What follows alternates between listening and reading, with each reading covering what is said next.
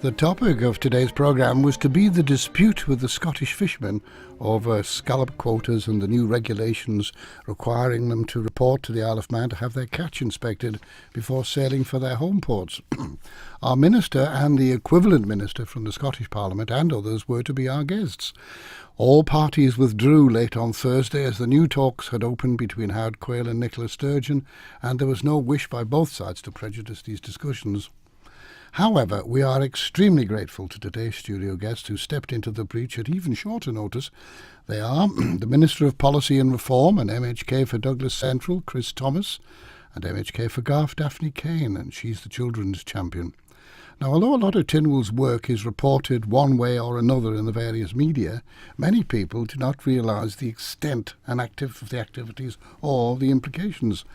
In today's programme, our two guests will help us to explore just some of the matters underway, in particular the work of the Children's Champion and the 2018 Year of Our Island, the plans for that and much more. Well, thank you both for joining us, especially today. Rotten day out there, and thank you for coming along at such short notice. Thank you, Roger. Good afternoon, listeners. Now, the first thing, one of the first topics that I thought we would discuss, because it's something new, it's at the start of the year, is this Year of Our Island. It's an unusual title, really, isn't it? What is it, Chris? It's a special year because we live in a special place. So in 2016, UNESCO Biosphere status was awarded to our island. That's there for 10 years. It's all about man and women living in harmony with their environment, for the economic benefit and for the social benefit of everybody in our island. And what we're doing in this special year is we're celebrating what we've got here already, and in some cases making up for some gaps. And the whole year is based around exploring more, doing more, getting out more, and about leaving a legacy to make sure that in future years we can do that. I would see it as being a perfect response to the doubters out there. There are dark skies around our island's politics and around our island's economics, but I think in the last 3 or 4 years we've put the foundations to go beyond those dark skies, and this is all part of that feel-good element to bring back confidence so society and politics and the economy recovers. How did the UNESCO result come about? How did they come to appoint this then, Chris? Were they surveying the island for a long time? Not at all. Back in 2012, government and various civic society groups, interest groups, started working with the United Nations. For instance, in 2013, we had our annual address at the United Nations Association about what a biosphere would look like. We worked really hard in government and with the third sector, and then we were assessed and we got that status, and let's hope we can keep it in 10 years' time by actually achieving what it's intended for us to achieve. Okay, well, let's go back to the Year of the Island thing. Daphne, you're involved in this too. National celebration of the qualities. What are you hoping to do? What do you think will happen? I'm very excited, actually. I think anything could happen. The point is, we launched this last week to a group of creative people who come to our regular Thursday night at Noah's every month, and there was a real buzz of energy and imagination exploding all over the little scribble pads on the tables. Funding has opened for anybody who has any idea of a little project that they want to take on this year. They can put in for a small amount of funding to assist with that. We've given little themes to certain months of the year. So this week we're celebrating dark skies. And I think the beauty, as Chris was saying, it's go out more, do more, enjoy more, and take part more in things like voluntary events. But also the point about dark skies, anybody can do it in their back garden. You can just go out and look at the sky. You can download the guidance that's on the website to see what you're looking at. And then through the year, there are other themes. For instance, in March, we'll be celebrating the great outdoors, which we have in abundance on the Isle of Man. April is about the community. By the time we get to May, we're looking at that as our design month, looking at innovation and creativity. And I think across the Isle of Man, there are so many different forms and people involved in one way or another that actually we don't know what it's going to end up like, because it's not limited. It's up to people's own imagination. So there's no great agenda set out yet then, except for some events this month? There's some key themes to tie in each month, and if you go to ourisland.im, there's some information on there, and also there's information how you can apply for funding. And the first funding closes on the 26th of January, and then there'll be another funding round in mid-March. Well, I think we need to clarify that. When you apply for funding, it obviously must have some limits to it. But what are you expecting the money to go towards? Anything that individuals want to put on. If there's, it could be in the field of music, it could be an artistic installation, it could be a creative project.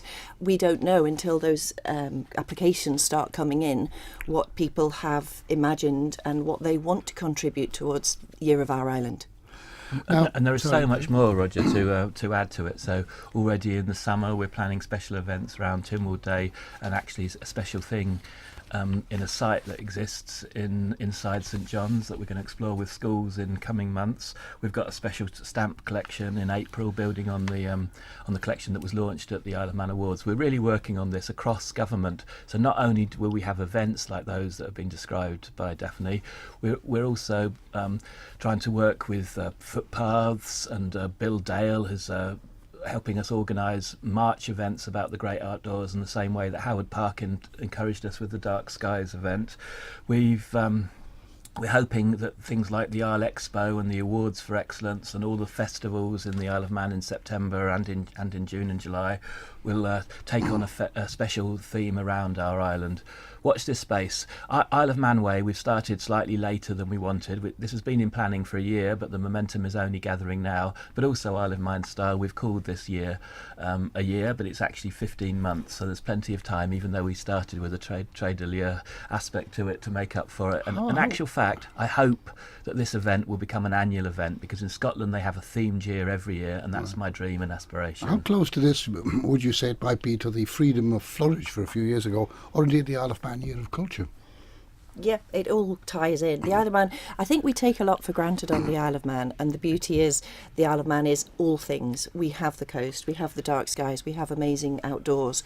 And the interesting point for me was when the biosphere was launched, there was a group of 10-year-old boys from Douglas who were taken out kayaking as one of the photo shoots for that.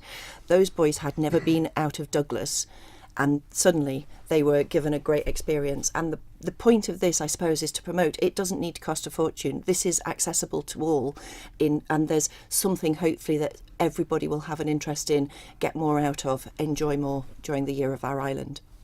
And you make a very good point there, Roger.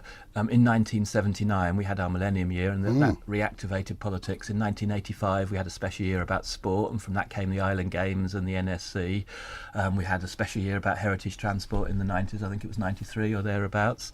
As you say, we had Year of Culture in 2014, and this, I hope, will have the success that those years have had. Now, some of those you're talking about were of considerable value. Some, I've often wondered whether we got the full value of it, because a great deal of it was concentrated within the island, and a lot of the information, a lot of the publicity that perhaps we should have been able to spread outside the island didn't happen. I mean, apart from actually promoting it and encouraging it within the island, is this going to have some outside media attention? I think we live in a media age, and if everybody is enjoying themselves, more and more you find that they are sharing that on the various social media platforms. This year, like none other, will be visible, and I expect it'll be highly visible to those outside. And an added bonus will be to increase tourism and the interest in the Isle of Man. They call it a Year of Our Island. It's almost a festival of man, isn't it? That brings back childhood memories for me, Chris. As a very young boy, I went to the Festival of Britain. 1951, wasn't that? You must have been very, very young, Roger. But no, we had a Festival of Man in 1951 alongside the Festival of Britain, and I saw some pictures of events in Ramsey in the last couple of weeks on social media, and I would love to hear from any people out there who can tell us more about what happened in 1951 from a different point of view, because that might be something we could do in coming years as part of the tourism proposition. Again, it's only an aspiration at this stage, but I would have loved to extend this year Ireland, which is looking internally through some of the legacy activity we have got going on at the minute, to expand it into tourism, just like Daphne suggested. Well, one of the desires, one of the plans, one of the aims of the current government, as others, is to expand the economy. Well, so one way to expand the economy is make people know about you. very much so. And some of the new industries built around tourism, for instance, are very, very high value added and exactly the sort of industries that we can be involved in. So I know Daphne leads on creative industries, and that very much goes hand in hand with having lots going on in our island. So perhaps Daphne can tell us more about that. Well, there's creative industries, I think, are flourishing at the minute, but there's this sense that of anything is possible. That the momentum, I said at the minute, and the energy and the buzz that we're feeling currently across creative industries and digital sector generally, I'm really enthused about the possibilities for Year of Our Island and beyond in terms of the economy and in terms of tourism. Right. Now, anybody listening today, their ears will have pricked up at the word funding. How do they make contact with you? We have a special office, which is in government buildings on Bucks Road. We have Twitter, Facebook, internet pages. Just remember Our Island 2018, and that's the essence of all of the addresses. Otherwise, just write to the Special Year office in government buildings in Bucks Road. Right. Well, let's now move on. Tell Daphne, I introduced you at the start as the children's champion. What's that? It's a position, it's a job that's in the gift of the Chief Minister to appoint somebody to listen to, represent the best interests of children and young people living on the Isle of Man. It's based around the United Nations Convention on the Rights of the Child. But I suppose the way I've found it is that people are interpreting it differently, and I've had contact from a whole range of people with a whole variety of issues. Now, you had a predecessor, Dudley Butt, I gather. Now, was his remit the same as yours? It was. But do you interpret it differently? Because you seem to be tackling a little more, as far as I can see. I suppose it's because we are more available, social media and internet and email. I've had 2 meetings last week to do with special education needs. I had 3 meetings the previous week. I've got several set up for this coming. The job fills any available time.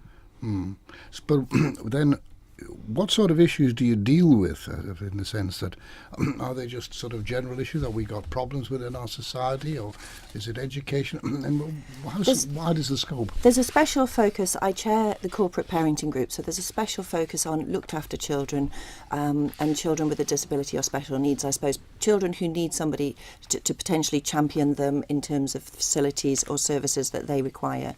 But the beauty of it for me is that actually the Voices in Participation, the VIP Council, that's young people themselves who are voted by young people to represent that group. They take part in those meetings. They are not shy coming forward, saying their reaction to government initiatives, to government services, to what is going right or wrong in their areas. So I'm finding that very interesting and helpful. I suppose having the title of Children's Champion, there's potentially some confusion because obviously Jersey's just appointed a Children Commissioner with a whole office and a staff of people to do all the work and look at various things. I am an individual who's prepared to listen and talk to people. I have completed a first report which I submitted to the Chief Minister in August last year, and I've had a discussion with him about the various points raised, and I found that perhaps not looking too much at what you might think the United Nations or anything sort of high level like this, actually it's issues that are current for parents, co-location of the school, there's the home education. Which school? That's St Thomas's. St Thomas, yeah. The current issues facing parents and families were the issues that I was getting contacted about. Right, and what about home education? Where does that fit the bill? There's been a lot of concern over the proposals by the department, but they are now in discussion with each other. I think things have moved on a lot since I had that initial conversation. I do feel that when the report finally sees the light of day, when Mr Thomas and the Cabinet Office publish it, there will be several talking points within that, and I don't want to preempt everything that's in it. And I was just going to ask you what's in the report. There's about 20 pages of my report plus a few appendices of submissions to me, but it's been an interesting process because there are the various government departments who were listed in the various areas that I've covered in the report. They were asked to respond to it before it was published, to set right any inaccuracies, to explain the department's policies, so to reflect their side of the story as well as the findings of my initial report. What actions do you think you could expect as a result of it? What, sorry? What actions do you think you can expect, as a result of this I report? think Do it's you think opening it'll up be- debate, and it's giving a voice to people. A lot of the people I'm speaking to don't feel that they are getting a genuine response from the various government departments that they've been talking to on the issues of importance to them. Some of it was frustration that they're not being listened to, or that there's a policy that's being forced through that maybe the people are not going along with. Although I think in certain terms that some things have quietened down quite a bit now, and there are other issues that I'm getting contacted about. But it always happens, doesn't it, that the officers, especially politicians in a department, after a while have a particular idea and policy, and public opinion can get in the road sometimes.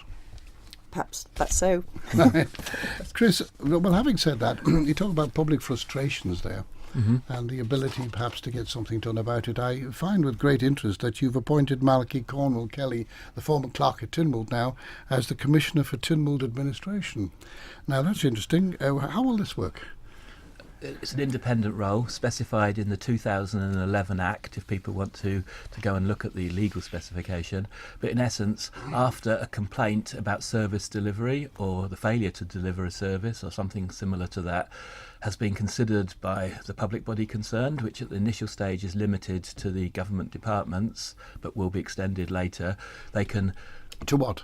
They can to all public bodies, local authorities, yeah, statutory boards and the whole works. So at that point they can then write to Mr Cornwall Kelly in that capacity and ask whether he'll take up the complaint, and he's got a framework and a budget to take up that complaint. Now, he's been a number of, apart from Clerk at Tynwald, and we're all familiar with him in that role, he's had quite a bit, hasn't he? A former UK parliamentary ombudsman, independent oversight of the administrative processes and decisions in other countries as well as here, solicitor and director of investigations for the UK Parliamentary Commissioner for Administration. Yep. So he's had quite a lot of experience. It was an open competition. I understand there were 7 or 8 applicants. I'm sure the competition was fierce, and I, for one, I'm delighted with the appointment. It seems to me he's the right sort of person to pioneer this role. No, it's been around over here too. Yeah, you've got to remember it's a role that's in pilot for 1 year, just because we don't know how the Manx public will use it, because it's a new role. Although it's got similarities in what's called the independent review body in health and the police complaints commissioner in policing, but we don't know how people will use it. Consequently, we don't know how government will respond, and we don't know the budget involved. That's why we've got it on a year. We're not assessing his performance in any way. We're just assessing the role in itself and how people use it. It'll take a while for the public to get used to the idea of making a complaint, of course, isn't it? Very much so. And I want to link it back to what Daphne said very helpfully about the children's champion, because I think in the past MHKs personally have ended up receiving complaints about government, and they've had to decide how to take them forward. And the children's champion from Daphne's exposition of the role then has also been about hearing complaints about government, and I think it's very important to have a structural response to this. And I felt I don't think the word sorry is the right word, but it's the best I can think of at the moment. I felt a bit sorry for Daphne because her terms of reference, as she explained it, are huge, and it's just her doing it, whereas in Guernsey it's a fully staffed office. In England there's a 20-person office supporting the Children's Commissioner. So I think in the next couple of years the role of scrutiny committees in Tynwald, the Ombudsman, people like the Children's Champion, and a few other bodies that need to be put into the mix will actually work themselves out better, and it'll be more realistic expectations by everybody. But always with these things, there's sometimes guiding or dividing lines or restricting lines. What complaints can the public take to this? Any complaint that's from a Manx person that's happened since the 31st of December 2017, that's within the scope of the law in as much as it's not excluded because it's covered by somebody else. So it'll be for the appointee to determine the exact nature of his role, but the main constraint is the law, and I've summarised it there. It can't be historic complaints. It's got to be from an island resident, and it's got to be something about public service and maladministration in that public service. And will you be publishing a guide as to how to use it? We have done already, and he'll be publishing more. And in July each year, he has to publish an annual report to Tynwald on his work. So I'm looking forward to his first report in July. It's him who published it directly to Tynwald. It's the role is not subject to the direction or control of either Tynwald or government. Government's paying for it. Tynwald is handling the payments, but the most important thing is he'll be meeting people in his own right, in his own name, in the way he arranges, and we'll be reporting back to them and to Tynwald according to the law. It's an independent role. So he's not going to have somebody politically looking over his shoulder? No, I'm minding him, and I think Mr. Speaker is minding him, and Mr. President is minding, but only because we all believe in the role and we want to make the role possible and successful. Right. Well, of course, that takes us from one thing to another, doesn't it? It sort of leads naturally into freedom of information. Daphne, I mean, I know you talked about this at other times. Do you think that's working now, the freedom of information system? I think it is. There's if you go on the Freedom of Information website and look at the list of responses, they're covering all kinds of subjects. I mean, a lot of people have been questioning, where's my report? Because my report was mentioned in one of those FOI responses.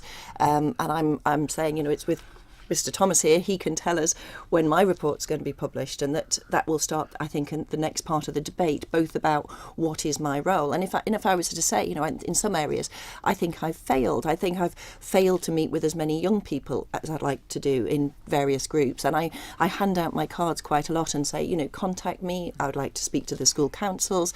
I'd like to speak to school bodies. I'd like to speak to particularly the pupils' committees and councils within the schools. And I have done that once with Ramsey Grammar School, and the big theme that came out of that was how they were tackling bullying. And it's very interesting, but it's kind of how I can add value to this. In terms of the freedom of information responses, it's quite hard to keep up with them all. There are so many published, and I think it works well. It's got beyond just members asking the questions or the media. The media now just go direct and ask an FOI if they don't get the information straight away, and members of the public are using it. I think it's working well. But when you say a lot of requests, Chris, is it well used in the sense that it's a whole range of people using it, not just a select few? You have to be relatively sophisticated when you make your requests, because the law governs the response that you'll get. So it is actually a skill to ask a question.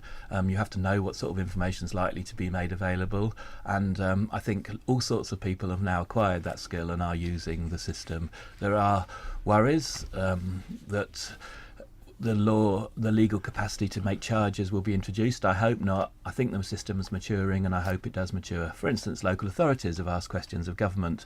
Now it's been extended to local authorities. People in government could ask questions of local authorities. I think it's about making better public service, and that's how I see freedom of information. In the same way that's how I see the ombudsman role being created. It's about making the civil servants and the politicians who oversee the civil servants actually really think about whether what they're doing is the most efficient and effective that it can be. But the illustration you just gave there about literally forms of government asking for freedom of information of each other does rather illustrate the fact that perhaps the communications haven't been working too well. Well, there's no legal ability for government to get some information about local authorities. Now the public has the right to get certain information, because ratepayers do pay a lot of money to local authorities. Is it supplanting Tynwald questions, do you think?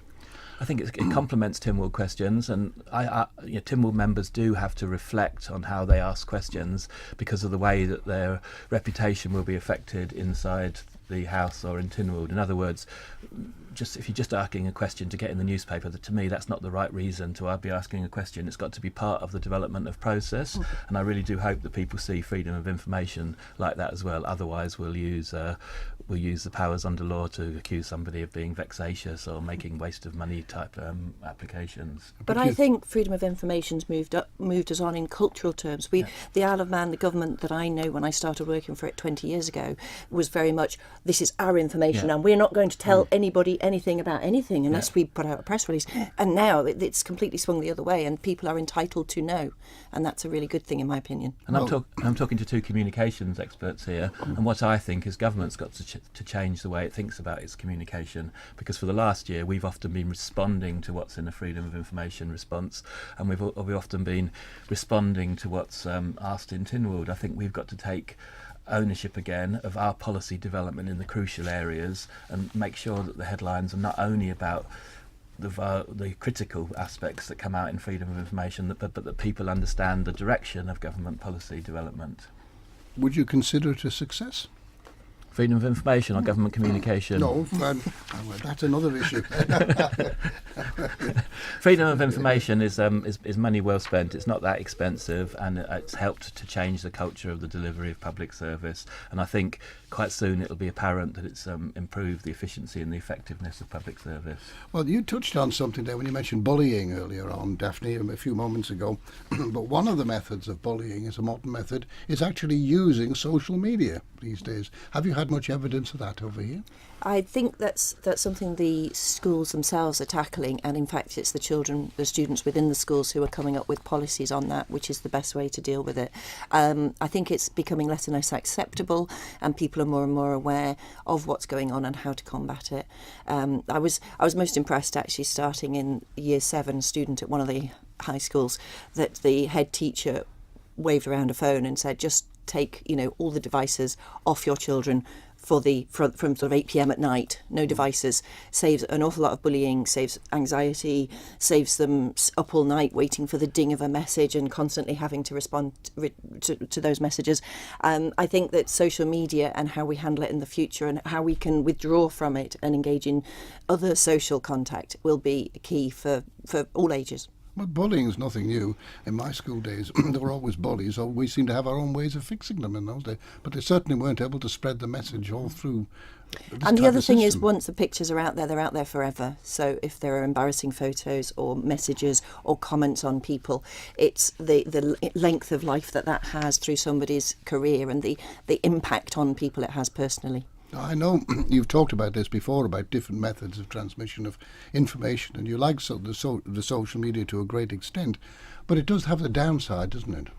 It has a downside. It means that you are immediately accessible and that anybody and everybody can comment on you, often without knowing the full extent or the ins and outs of a story. But Or to cause trouble. of course, but it's just the modern means. It's part of the political life at the moment. It's not going to change. It's not going to go away. Do you see it being regulated over here? I wouldn't expect so, no. Well, there's a difference between control and regulation and freedom of speech, of course, but I'm looking at a press report here from the 3rd of January that says that the French president is announcing a new law for fake news. They're going to try their best to knock it on the head. Well, what is fake news? Is fake news something you don't like that's said about Mr. Trump, or is it a story that somebody makes up that then gets legs, and once it's been shared 100 times, suddenly people start believing it? Well, actually, the first line is during elections. That's when they're going to try to do it to start with. And this is his definition. He says, deliberate attempts were made to blur the lines between truth and lies and undermine people's faith in liberal democracy. And that's the point I started trying to talk about in the Iliam Down address, which I had the privilege to deliver in 2017. I do think we need grown-up, responsible, well-informed debate about the way that public policy develops. We don't need misinformation, and we don't need deliberate analysis. So what that means is that you ought to have real debates on Manx Radio and in the newspapers and on social media. Fact-informed debates, both sides arguing with each other. There are a few things that Daphne and I disagree with, and it's good to have us here on today putting both points of the view. And I hope that's the way that the government responds to fake news on our island, which is actually having both or even all the sides of an argument head to head, so that fact comes out and opinion comes out, and then the public can make up their minds. Often people who use that system anonymously as well, you're not going to get much public debate out of them, are you? It is true. I've never done it because it's too risky, because I always take the view that it will come out eventually and it'll be the ruin of my political career. Apparently there are politicians who have fake pseudonyms and that sort of thing, but to me it's far too risky. But yeah, you're right, there are all sorts of people out there who use false names, and yeah, they could try to influence that, but it doesn't get round my basic point that whoever you are, whether you say who you are, ultimately it's the argument that you make and the facts that you put out that matter in how public policy will develop. And it's the duty of public service broadcaster on radio and also the newspapers and any television that comes, or any other social media aspect, to make sure that the debate is properly structured and takes part properly. This is why we need a public service broadcaster to get What have rid we of... got then? so that we don't have fake news and so that we have a trusted source. What are you doing here today? I'll go to a break in a second or two, but Jane wants to know, amongst all these things for the 2018 Will there be an Isle of Man walking festival this year? Certainly events around walking are very important. As Daphne said, in March we're focusing on the great outdoors. We've got a new trail that we're going to launch in that time. I can't give a specific piece of information about the walking festival, but I would really hope that your caller, your texter or email or whatever is in touch with Daphne or I or the office, and we'll give a definite answer to that. Okay, well, we'll take a pause now for a short commercial break, and we'll return to this conversation with Daphne, Caine and Chris Thomas in around about 3 minutes. And welcome back. This is Sunday Opinion, 2018, the year of our island, the work of the Children's Champion. And we'll talk about one or two other things too, if the time permits. We'll be here until 12 o'clock. And let me remind you, 1 o'clock I should say, and let me remind you, if you have any thoughts on the topics we're discussing today, our text and email services are open at present, and you can text to 166177 or email to studio@manxradio.com. At 1:15, the Man in Line, Manx Radio's phone-in programme, takes to the air on telephone number 66 1368. So this is your opportunity to join in the debate as the Policy and Reform Minister, MHK Chris Thomas, and Daphne Caine, MHK for Garff, they will both be with us for the Man in Line. So that's your opportunity now. 66 1368, please. 1:15. Well, now, Chris, there's a lot of various things happened this week, in the last couple of weeks anyway, in Tynwald, and at last there's some fundamental changes to the Legislative Council. It's been exercised in people's minds, or some people's minds, for years. Some of it has now happened. Yes, it's a small change, but an incredibly significant change in two ways. The first way is that the next Chief Minister election will be entirely by MHKs rather than by all Tynwald members, as long as royal assent is obtained from the Privy Council in the next 6 weeks or so. The second point is that for only the third time, as far as I can see, the Keys has asserted its legislative authority over the Legislative Council. So Legislative Council hasn't passed the bill that's made this amendment. It's only Keys that's passed it, but as there were 20 signatures in the end from MHKs, this bill becomes law in the Isle of Man as long as it gets royal assent and then gets promulgated on Tynwald Hill, obviously. So what is the change? The change is that in 2021, the next Chief Minister election, candidates will put themselves forward, and rather than the voters being all members of Tynwald, including MLCs, it'll just be the 24 MHKs, and the Chief Minister will have to get 13 MHKs to vote for them. So what that will mean is that I think there'll be a greater connection between people casting their vote in the 12 constituencies and the policies and the person who forms the Council of Ministers, and that is a great achievement, I think. Right, now, you have also said, or not you particularly, but it's been said that the invitations are out for people outside Tynwald to put in their nomination papers to fill the vacancies that are coming up shortly. And you're looking for a mix. What sort of mix are you talking about there? Personally, I'll be voting for the best candidates, but I'll be voting for them as a group of 4 people. So I would like there to be legal capacity inside the Legislative Council, but I would also like there to be points of view represented quite clearly. So traditionally there's been a view that the Legislative Council was sort of aldermanic, it was old elder statesmen. I think in more modern times we should be thinking about whether or not we need younger people and different types of people in the Legislative Council. That's what Mr President has put out. Tynwald has resolved that we want a more diverse Legislative Council. So there are 2 different aspects of the role that I think we might get reflected in the elections this time. Well, there's nothing wrong with that ambition, but of course you're right, one of the things was that it was probably members of the Keys of long experience went up there, but the reason quite simply was experience and the ability to scrutinise. Yeah, well, and that was always the way it was being presented by you, by David Collister, by many people who've tried to change the Legislative Council in certain ways. What I would say to that is that we're not quite sure as yet what the role of the Legislative Council is. Consequently, it's very hard to know what sort of person we should have in Legislative Council until we know the role. And the last point I'd mention to everybody out there is Tynwald is currently thinking about the remuneration of all members of Tynwald. So it's an incredibly difficult choice that the potential candidates have got, because they don't know exactly what the job is, they don't know what sort of person we're looking for, and they don't know how much they'll be paid. So, I think from memory, you had an experience in the Legislative Council. It's never a nice experience because you're putting yourself up there for for a vote, and that's never a good. It's never a completely satisfying thing. It's a worrying thing. And this time, not only are you putting yourself up for election, you've also putting yourself for election for a role that's a bit indeterminate still. As far as you talk about salaries that were concerned, if you're hoping to attract new people, younger people, they often have commitments like families and the costs that go with it. And a lot of these people, I think that you're hoping to get, if we follow Chris's logic, are people who are really doing quite well already. The salary doesn't really match up with that, does it? Well, it's about the job that they're going to do. And is it a full-time job? Should it be a full-time job in the Legislative Council? Mr. Cretney is on record saying that as far as he's concerned, he's nowhere near as busy as he was when he was a minister or an MHK. So could people do that job in addition to another? Could they perhaps do it for 2 or 3 days of the week, and should that be reflected in the remuneration? So I think that the role is definitely changing. Lord Lisvane report had a big influence over people thinking more sort of challengingly, what do we want Legislative Council to be?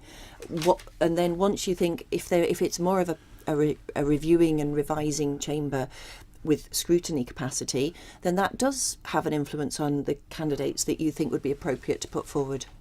Now, one subject which is popping up quite regularly, Chris, now, with varying responses from the public, is your single residence register. Where is this up to? It's no longer called a single residence register because it never was a single residence register. It's just we mistakenly called it that. So the report was approved in December. That report was just a feasibility study about a single resident register or alternatives. And now what we've got the vote from Tynwald to do is to work up that feasibility study into a proper proposal for what we call now a smart service framework. The first piece of work is on the electoral register, and so we hope to look to use the existing electoral register and processes around that to make it us more confident that we've got a picture that we need to have, and from then on we'll always be going back to Tynwald with legislative changes, policy changes, budget changes to keep all members of Tynwald involved in what will probably end up being a 2, 3, 4 year process to profoundly reform that part of the way we go about delivering public service. Well, you have two elements in this, of course, and that is the mechanics of doing it, yeah, and then the human issue in it. There's a lurking mistrust at the moment as to the safety of it. And we talked about freedom of information before, and somebody has put in a couple of freedom of information requests which have just been published about the extent to which disciplinary action has been taken against people in the education service and in the police service for looking at data inside government's databases when they shouldn't have been.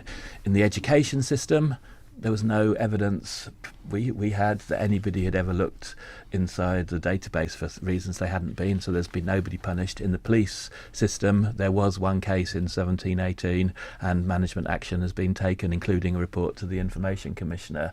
So there's somebody out there informed, using a freedom of information request to make public some information, and I find that very helpful because it shows that government does have its own systems and does take this issue very seriously. But are those systems internally adequate enough for the international aspect of this? And will they be built on for the new single service framework when that comes forward?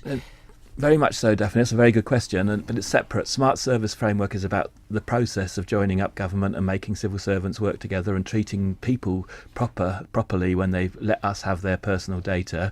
Government systems have to be adequate. In October, my former colleague David Ashford, my colleague now in Council Ministers of course, but my former Cabinet Office colleague, announced the creation of OXIA, the Office of Cyber Security and Information Assurance. We're now setting up a system of responsibility around government for information and for the databases, and I can assure the Manx general public and everybody in the studio that we are really working on making sure that our systems are adequate Do you have before the we go skills forward. in-house? Say again? Do you have the skills? This is a very serious international issue in other countries. It is a very serious international issue, and we have been accused recently of paying too much for people in GTS because it's affecting the ability of the gaming firms and all of that to get information. So please be assured that we're trying to specify our jobs properly in terms of the role, the person, the wages, so that we have adequate systems. We're changing our organisational structures around this, and we do take people's data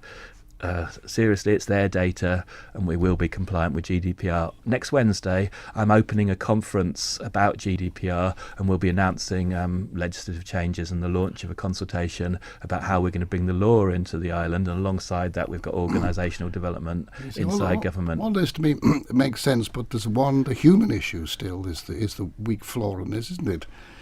You're nodding there, Daphne. Well, during the debate, I cited several personal examples where human error had resulted in information being wrongly sent out in the wrong name or the wrong person. Yeah. It always comes down to human error, but the biggest threat in terms of a smart service framework, in terms of anybody's information on database, is the threat from outside and cyber attacks. So people, I think, are justifiably concerned. It's there to simplify government processes. The interesting point about the debate that we had was that Mr. Speaker's amendment to try to get the office to specify the savings that were going to be generated did not get support. So there's several £100,000 to be spent on this project, but we don't know whether that is going to generate any savings in terms of time and money. Although it's assumed, there's no onus on the office to specify what those savings are going to be in the future. Do you not feel uneasy that the one person you thought might have been on your side isn't? And that's Ian MacDonald, the Isle of Man Information Commissioner. He's written a letter very clearly, he doesn't think very much of it. Which letter when, Roger? Well, I've got it here, 30th of October. He says, in my view, such developments are necessary for future digital services, but I can only be built on solid foundations that garner public trust and confidence. A culture change is required before the civil service can be entrusted with such records and the possibilities those records create. This culture change requires legislation that ensures the civil service cannot misuse personal data with impunity and provides effective and dissuasive sanctions and penalties against civil servants that misuse personal data and those that permit it.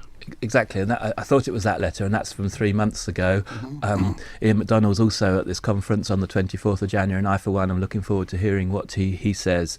As I've said, it's very important that the culture in government is the right culture to make sure that people's data is protected. It's very important that the organisational structures, the HR structures, the disciplinary processes and all those things are right to make sure that people's data is protected. It's right that people know who's looked at their data for what purpose according to law and according to processes. That's very important to us. In fact, we have to do that because that's all inside the GDPR, which will come into Manx law on May the 25th in a mechanism which I'll be laying out at this conference on next Wednesday in the Best which Western. I'm not aware of has happened here in the Isle of Man yet, but it's happened in the UK and in other countries and with large companies.